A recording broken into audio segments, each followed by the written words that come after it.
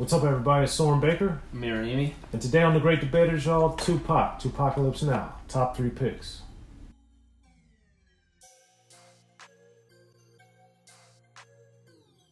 Alright, Amir. So today on The Great Debaters, we're going to be talking about our top 3 picks on 2Pac's 2Pacalypse now. But of course, if you guys haven't subscribed yet to Unique Access Entertainment, please do.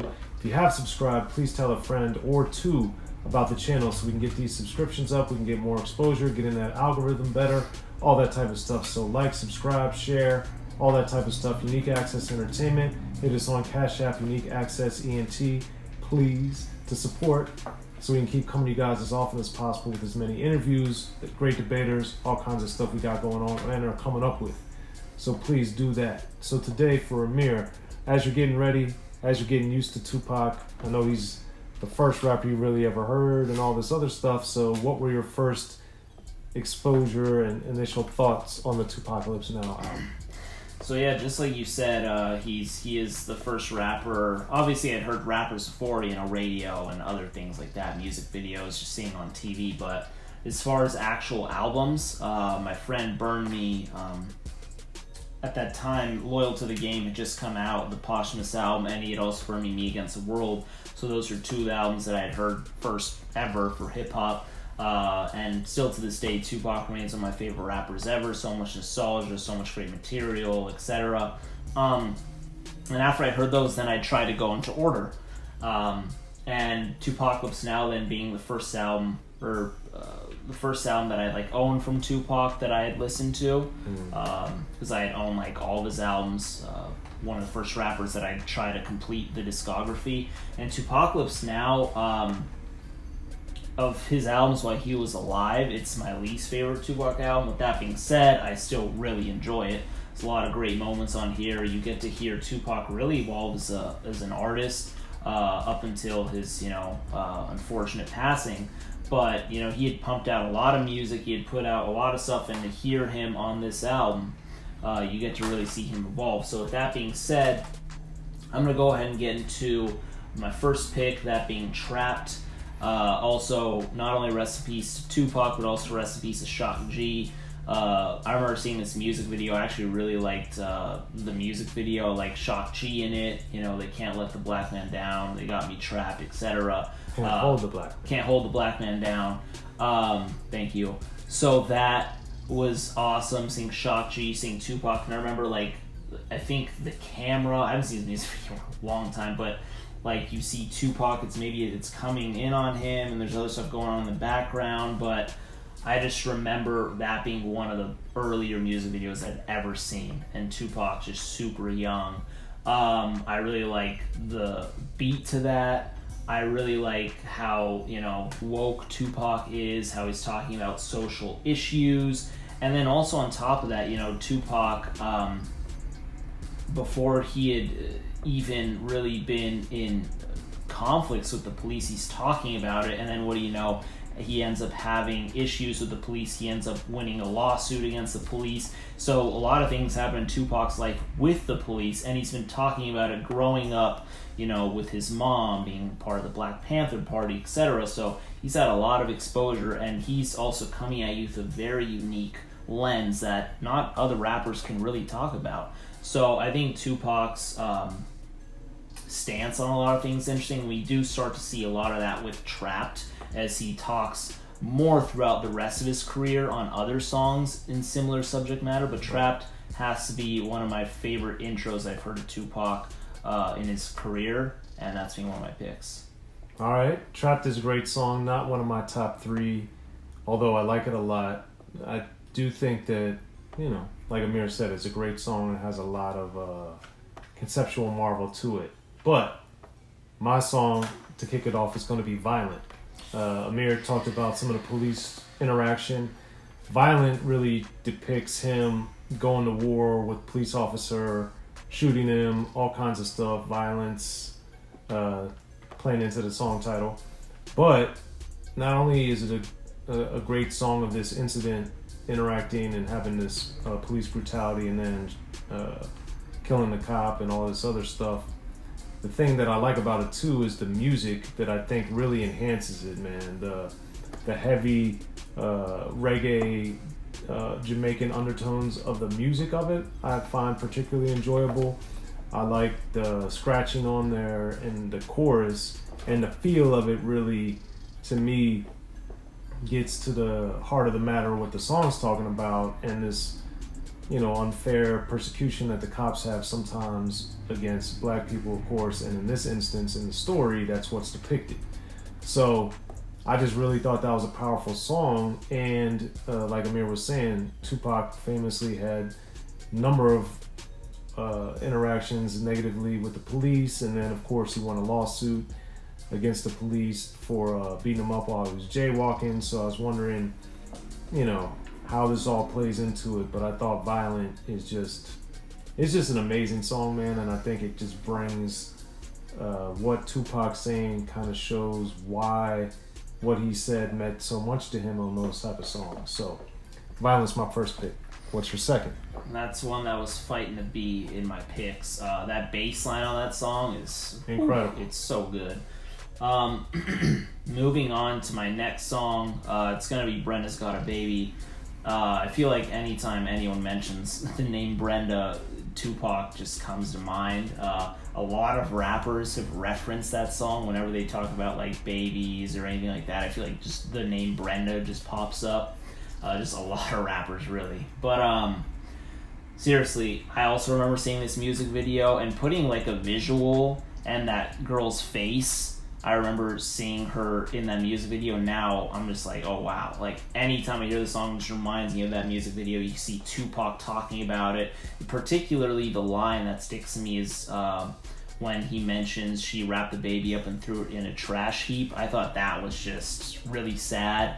And then, she couldn't run away. They heard the baby's cries, etc. The family wasn't even really involved. They just wanted ends on the check that was coming every month. She couldn't make ends meet. She tried to sell crack, ended up getting robbed, etc. She's in love with the molester that's driving her crazy. So there's just a lot of issues going on in this song, a lot of things going on in Brenda's life, and it's not just strictly Brenda, who's most likely a fictional character. It's just really all these things that Tupac has heard growing up, things that have went on like in his life with people he knows, etc.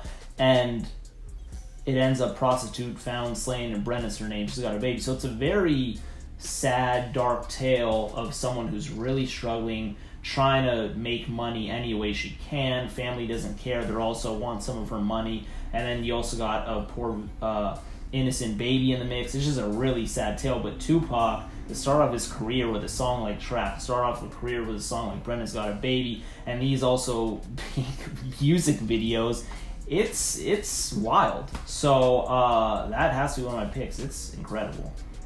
Brenda's Got a Baby is also one of my picks. And building off what Amir said, this song, I remember reading an article back in the day. Tupac had said he had heard of a similar story of a young mother throwing away their baby. I think he said it was in an incinerator, but if I remember correctly, it was thrown in a trash chute or something.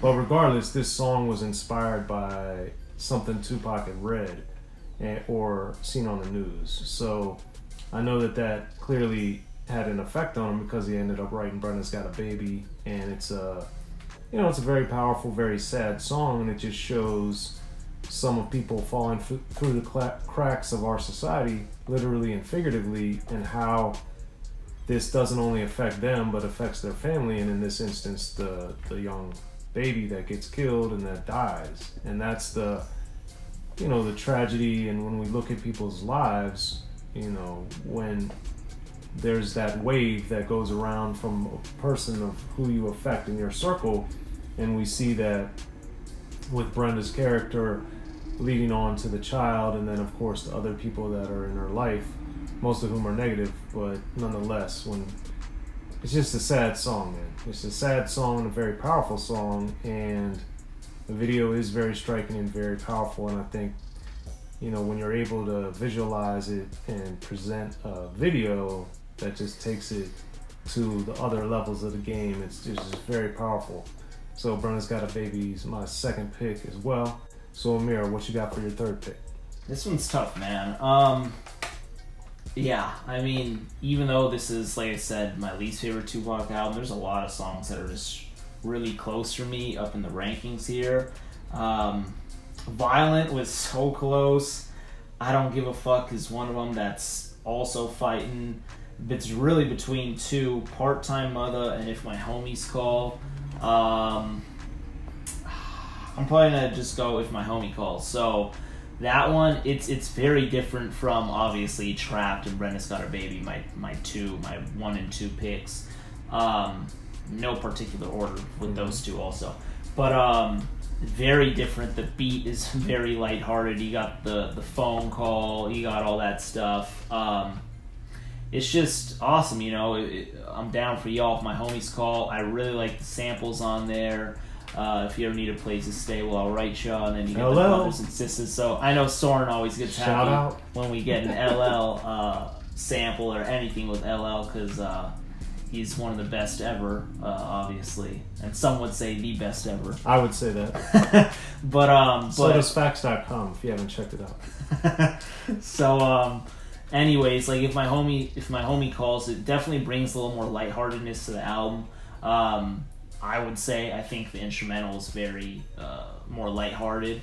Super awesome track. I really like the verses on here. I like the chorus. It's just one to kind of see a more lighter side of Tupac.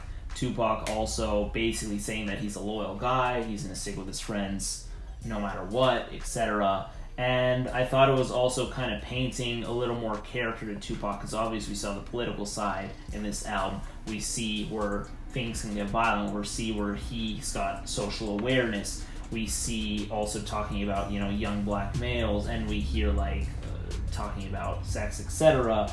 And then like Part-Time Mother, which is a whole other thing. Then Rebel Underground, he's talking about like, you know, Digital Underground, other things too. So he's bringing up a lot of things, and you get to hear a lot about Tupac.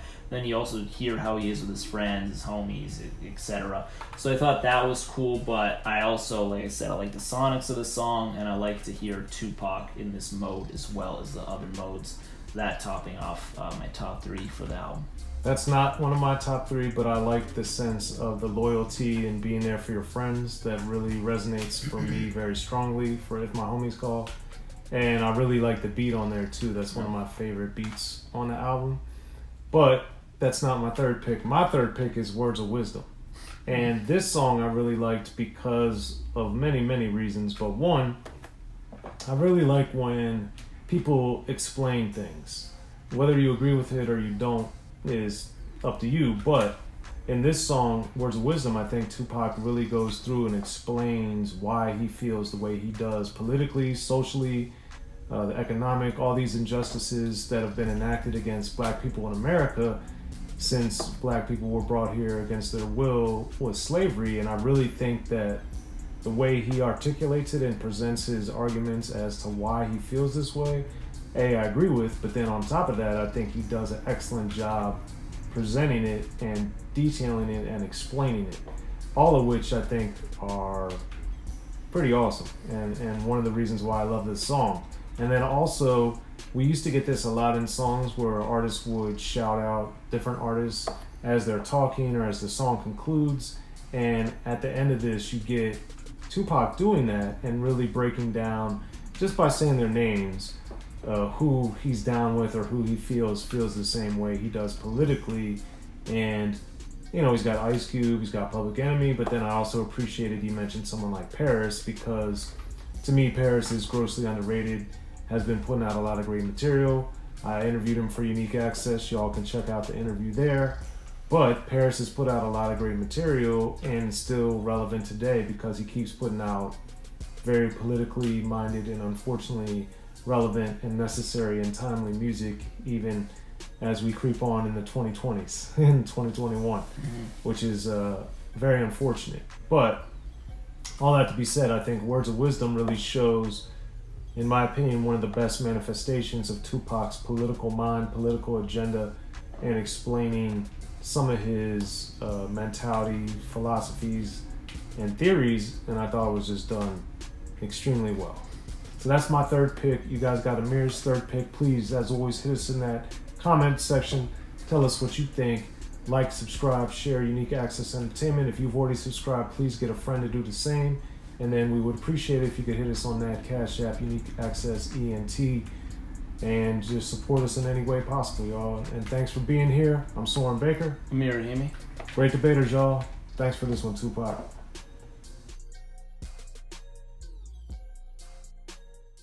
Be sure to check out the History of Gangster Rap by Soren Baker. He's official. History of Gangster Rap features exclusive interviews with Ice-T, Snoop Dogg, MC Ren, the D.O.C, and dozens of others. The History of Gangster Rap, a definitive look at how Los Angeles changed rap forever. In Los Angeles, the streets definitely set the tone of the hip-hop music. At 19, I got a $50,000 car. My whole angle always was, I'll be street, but I will always tell you the horrors that go along with this life. There will be penalties and casualties for just wearing the wrong color in somebody's neighborhood. And once gangster rap made it from the streets to the TV, the genre exploded. With Fab 5 on Young TV back with NWA. Yo MTV, it just catapulted us from being local heroes to national gangbang rappers. The History of Gangster Rap discusses it all from 1980 up till today. It's always gonna be shit happening in the streets. You know what I mean? So it's always gonna be something to talk about. The History of Gangster Rap in stores now.